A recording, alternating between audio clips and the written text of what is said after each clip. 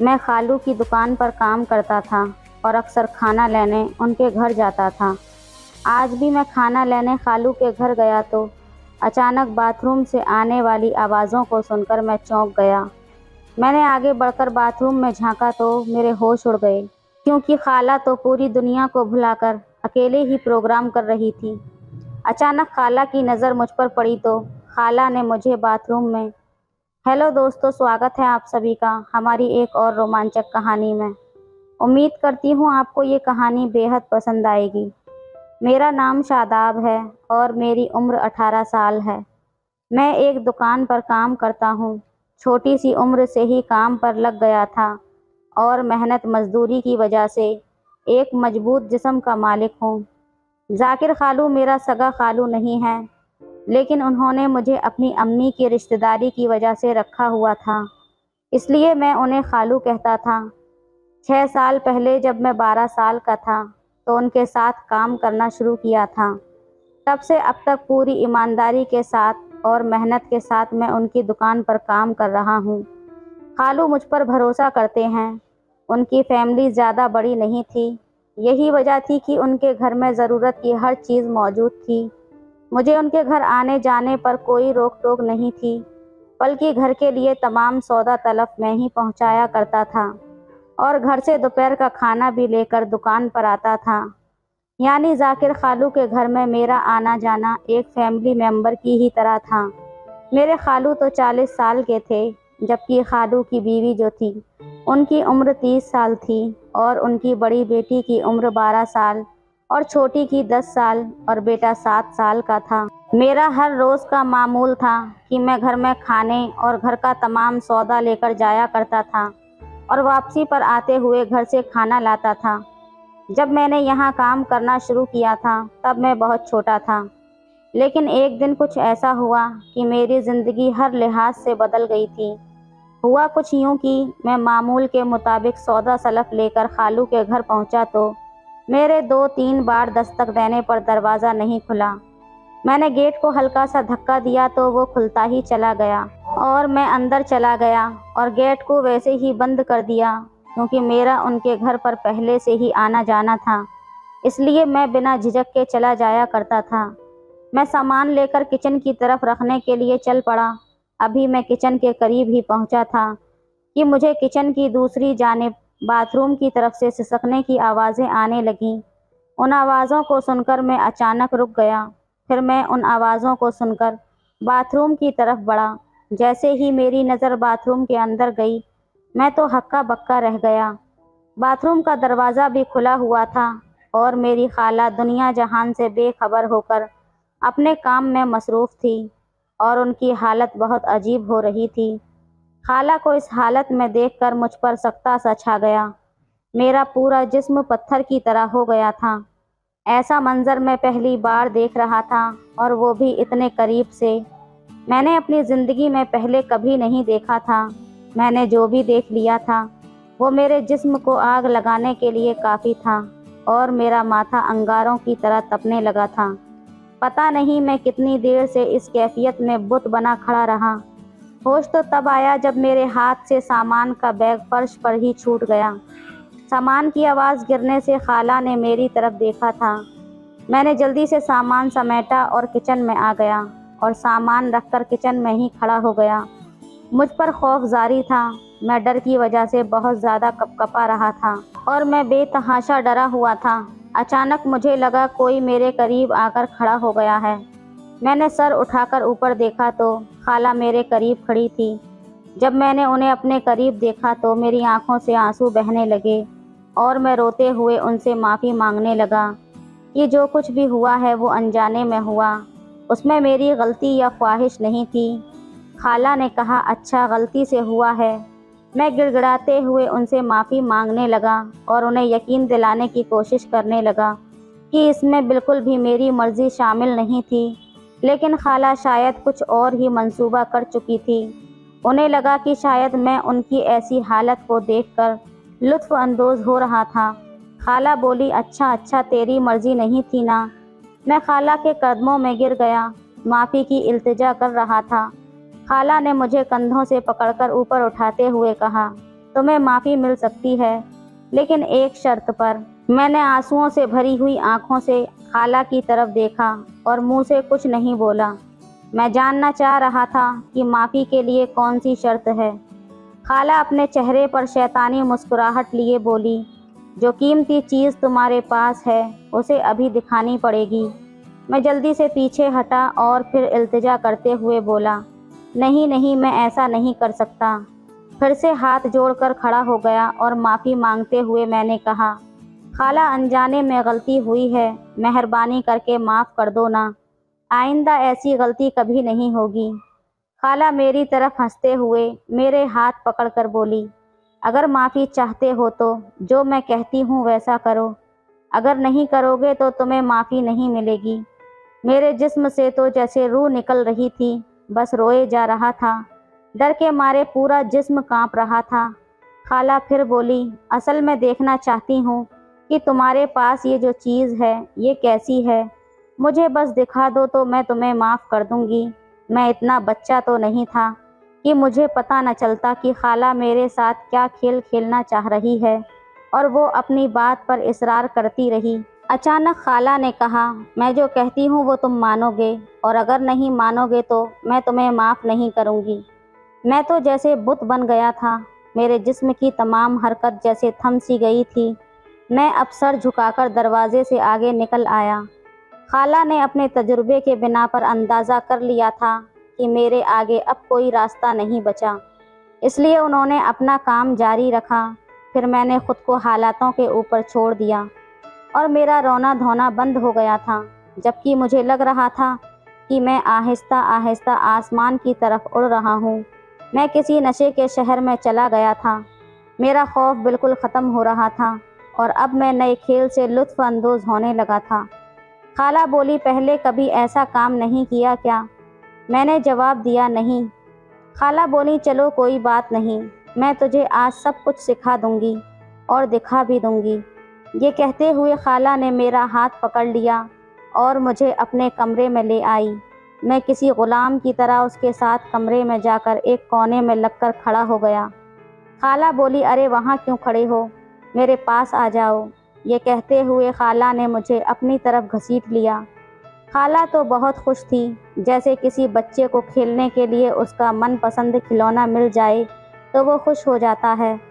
خالہ بھی ایسے میرے ساتھ کھیل کھیلنا چاہتی تھی اور اب میں مکمل اس کے قابو میں تھا۔ خالہ مجھ سے دگنی عمر کی تھی، لیکن اس نے خود کو بڑے سلیقے سے سنبھال رکھا تھا، بلکہ اس وقت بھی نہیں لگتا تھا کہ وہ 3 بچوں کی ماں ہے اور اس کی بڑی بیٹی 12 سال کی ہے۔ خالہ کا رنگ بھی گورا تھا اور دکھنے میں بھی بے حد حسین تھی۔ میں تو تھا غلام، جیسے جیسے وہ کہہ رہی تھی ویسے کیے جا رہا تھا۔ شاباش، ایسے ہی میری باتوں پر عمل کرتے رہو، دیکھنا تمہیں بھی زیادہ وقت نہیں لگے گا سب کچھ سیکھنے میں۔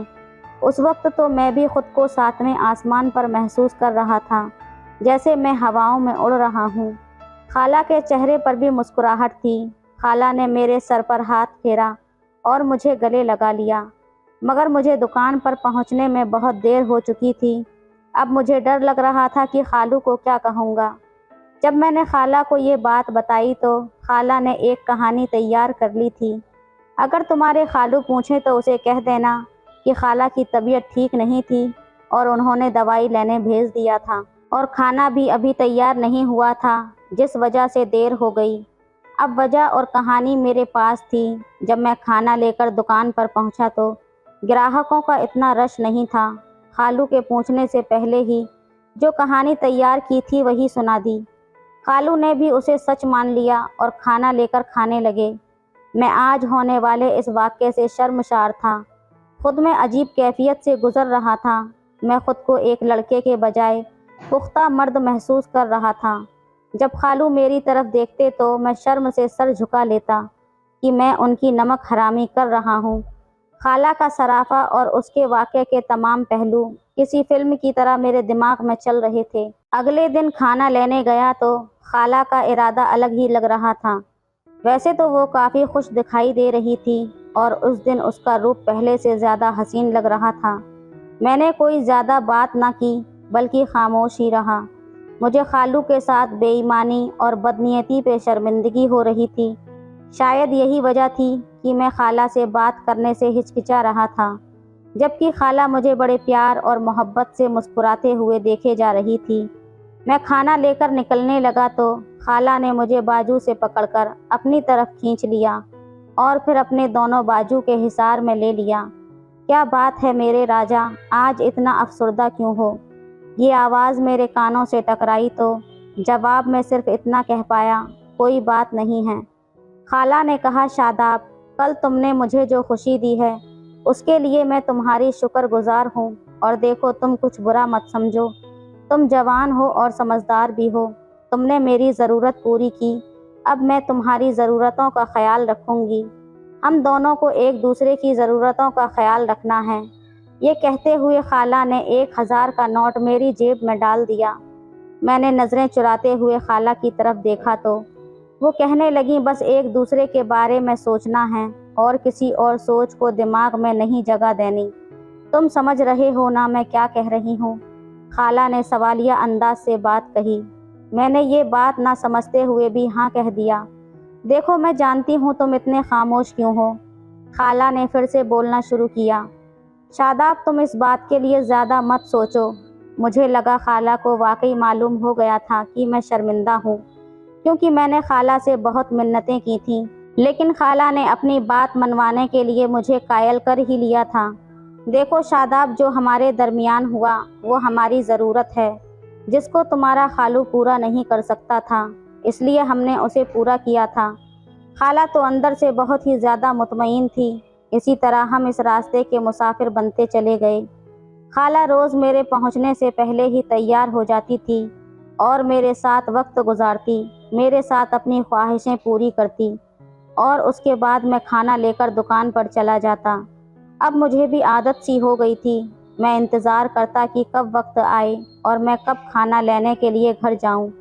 ایک دن کھانا لینے گیا تو خالہ نے کہا، شاداب ایسے کسی دن وقت نکال لو تاکہ ہم زیادہ سے زیادہ ایک دوسرے کے ساتھ وقت گزار سکیں۔ میں نے کہا، زیادہ وقت میں کیسے نکال سکتا ہوں، میں اس معاملے میں مجبور ہوں۔ تو خالہ نے کہا، چلو پھر میں ہی کوئی ترکیب سوچتی ہوں۔ دوسرے دن میں کھانا لینے گیا تو خالہ کافی خوش نظر آ رہی تھیں۔ میں نے وجہ پوچھی تو انہوں نے کہا، ایک ترکیب سوچی ہے، اگر تم 3-4 دن کے لیے دکان کی ذمہ داری سنبھال لو اور ہمارے گھر آ کر رہ لو تو میں تمہارے خالو کو دوسرے شہر بھیج سکتی ہوں۔ میں نے پوچھا، وہ کیسے؟ تو خالہ بتانے لگی کہ خالو کی بہن پچھلے کافی دنوں سے دوسرے شہر میں بیمار ہے، لیکن خالو دکان اور گھر کی مجبوری کی وجہ سے اس کی تیمارداری کرنے نہیں جا سکتا۔ اگر تم دکان اور گھر میں رہنے کی حامی بھر لوگے تو میں تمہارے خالو سے بات کر لوں گی۔ دکان کا سارا کام میں بخوبی جانتا تھا اور گھر میں رہنا میرے لیے مشکل نہیں تھا۔ خالہ نے کہا، ٹھیک ہے، میں تمہارے خالو سے رات کو بات کروں گی، لیکن اگر کل تم سے تمہارے خالو پوچھیں گے تو اسے ظاہر مت ہونے دینا کہ تم اس بات کو پہلے سے ہی جانتے ہو، بلکہ ایسے ظاہر کرنا کہ یہ بات تمہارے سامنے ابھی جاری ہوئی ہے۔ میں نے کہا، آپ فکر نہ کرو، میں ایسا ہی کروں گا۔ دوسرے دن دکان پر خالو نے مجھے پاس بلا کر پوچھا کہ میں ان کی غیر موجودگی میں دکان چلا سکوں گا، تو میں نے ان کو یقین دلایا کہ فکر کی کوئی بات نہیں ہے، میں ہر کام ایمانداری سے سنبھال لوں گا۔ خالو بس تسلی کرنے کے لیے پوچھ رہے تھے، ویسے وہ جانتے تھے کہ میں تمام کام کو سمجھتا ہوں اور کسی قسم کی پریشانی نہیں ہوگی۔ پھر خالو نے کہا، شاداب دکان کی اتنی پریشانی نہیں ہے، اصل میں گھر میں بھی کسی مرد کا ہونا ضروری ہے۔ میں 3-4 دن کے لیے اگر کہیں چلا جاؤں تو کیا تم ہمارے گھر میں رہ لو گے؟ خالو نے اپنی اصل پریشانی بیان کی۔ میں خالو کے چہرے کی طرف دیکھ رہا تھا اور میں نے کہہ دیا، آپ حکم کرو، بندہ ہر حکم کی تعمیل کرنے کے لیے حاضر ہے۔ میں نے خالو کو پوری طرح سے مطمئن کر دیا تھا۔ اگلے روز جب میں کھانا لینے خالو کے گھر گیا تو خالہ نے مجھے خوشخبری سنا دی۔ خالہ تو خوشی سے پاگل ہو رہی تھی۔ جب میں کھانا لے کر دکان پر پہنچا تو خالو نے میرے ہاتھ میں دکان کی چابیاں تھما دیں اور کہنے لگے، میں اپنی بہن کے پاس شہر جا رہا ہوں، وہ بہت بیمار ہے، مجھے اس کی دیکھ بھال کرنی ہے۔ میں 3 دن تک اپنی بہن کے پاس رہوں گا اور چوتھے دن گھر واپس آ جاؤں گا۔ اس لیے آج تم اپنے گھر والوں سے بات کر لینا کہ تمہیں دکان کے ساتھ ساتھ میرے گھر پر ہی رہنا ہوگا۔ ان کی بات سن کر میں نے ہاں میں سر ہلایا۔ اپنے گھر پہنچ کر میں نے اپنی امی سے اجازت لی۔ میری امی کو بھی کوئی اعتراض نہیں تھا۔ میں رات کو اپنے کمرے میں گیا اور خالہ کے ساتھ بتائے ہوئے پلوں کے بارے میں سوچنے لگا۔ مجھے تو پوری رات نیند ہی نہیں آئی تھی۔ اگلی صبح اٹھ کر میں نے 3 جوڑی کپڑے بیگ میں ڈالے اور سارا دن دکان پر ہی رہا۔ دوپہر کو کھانا ایک ہوٹل سے منگوا لیا۔ شام کو دکان بند کر کے خالہ کے گھر پہنچ گیا۔ خالہ ڈرائنگ روم میں بیٹھی ٹی وی دیکھ رہی تھیں، جبکہ ان کی دونوں بیٹیاں اسکول کا کام کرنے میں مصروف تھیں اور چھوٹا لڑکا اپنے کھلونوں سے کھیل رہا تھا۔ میں نے پہلے تو دکان کا حساب کتاب بتایا اور رقم خالہ کو پکڑا دی۔ پھر خالہ نے میرے لیے کھانا گرم کیا اور کھانا ٹیبل پر رکھ دیا، اور جب میں کھانا کھا چکا تو خالہ کے قریب صوفے پر بیٹھ گیا۔ خالہ مجھے کہہ رہی تھیں کہ اسے اپنا ہی گھر سمجھو، حالانکہ ان کی بڑی بیٹی وہیں بیٹھی بار بار اپنی کتابوں سے نظر ہٹا کر مجھے ہی دیکھ رہی تھی۔ ویسے تو خالہ کے بچے مجھے جانتے تھے اور مجھ سے کافی گھلے ملے بھی تھے، لیکن آج پہلی بار رات کے وقت ان کے گھر میں آیا تھا۔ شاید اسی وجہ سے وہ تھوڑا عجیب سی نظروں سے دیکھ رہے تھے۔ خالہ کی بڑی بیٹی 12 برس کی تھی اور کافی سمجھدار تھی، اس لیے اسے پتا تھا کہ آج ان کا باپ یہاں پر نہیں ہے اور میں ان کے گھر پر رہوں گا جب تک ان کا باپ واپس نہیں آ جاتا، اس لیے وہ نارمل ہی دکھائی دے رہی تھی۔ پھر بھی چھوٹی بیٹی نے ماں سے کافی سوال کیے تھے کہ آج میں ان کے گھر کیوں آیا ہوں۔ خالہ نے اس کے تمام سوالوں کے جواب بھی دیے تھے، اس لیے وہ بھی خاموش ہو گئی۔ خالہ کا بیٹا کھلونے چھوڑ کر میری گود میں آ گیا اور میرے ساتھ کھیلنے لگا اور کھیلتے کھیلتے ہی میری گود میں ہی سو گیا۔ تھوڑی دیر بعد خالہ میرے پاس آئیں اور جھک کر اپنے بیٹے کو میری گود سے لینے لگیں۔ خالہ کی نظر پھر سے میری نظر سے ٹکرائی اور وہ ہلکے سے مسکرا دیں۔ خالہ کی پرفیوم کی خوشبو سے میں تو پاگل ہو رہا تھا۔ خود پر قابو کرنا میرے لیے اب بہت زیادہ مشکل ہو رہا تھا۔ خالہ نے مجھ سے کہا کہ تم بھی اپنے کمرے کی جگہ دیکھ لو سونے کی۔ میں خوشی سے اٹھا اور خالہ کے پیچھے چل دیا۔